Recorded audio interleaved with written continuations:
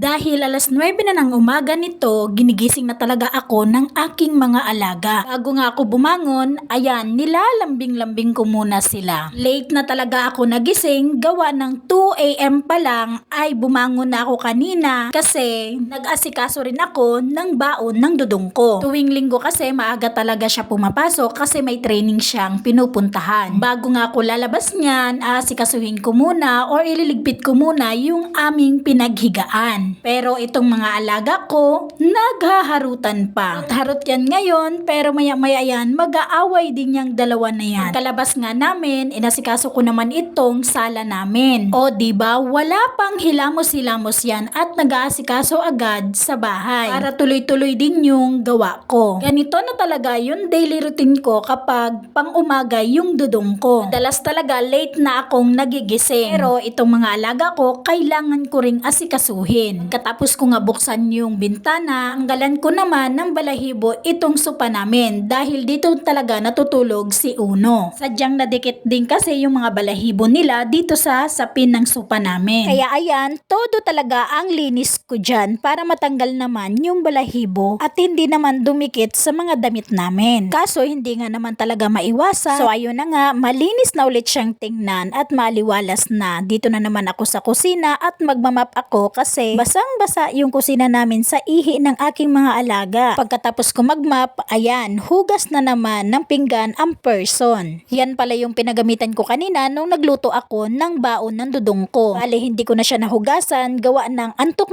na ako. Pero bago ako natulog, gumawa muna ako ng content ko para may pang-post ako sa umaga. Kasi hindi nga naman ako makagawa ng content sa umaga, gawa ng inaasikaso ko muna una talaga yung sa bahay. Kaya pag alis ng dudong ko, gumagawa na rin ako ng content ko. San dinadamihan ko na para may pang-post ako 3 times a day. O diba, parang gamot lang. Kaya sa mga nagsasabi dyan na hayahay ang buhay ng isang ina kapag nasa bahay lang, naku po, nagkakamali po kayo dyan. Tingnan nyo ba naman ako, hindi pa ako nakahilamos pero inasikaso ko na agad yung mga gawain dito sa loob ng bahay. Off cam or may cam man yan, ganyan talaga yung gawa ko araw-araw. Baka kasi sabihin nyo, masipag lang ako dahil may camera. Nagkakamali po kayo dyan. Kasi hindi talaga ako mapakali kapag hindi ko sila naayos lahat. Kailangan ko rin kasi nga sikasuhin yung aking mga alaga. So ayun na nga, nakapaghilamos na rin sa wakas ang inyong Inday Lora. Required ba ang mamewang kapag naghihilamos? O sino din katulad ko na namimewang kapag naghihilamos? Ito na nga,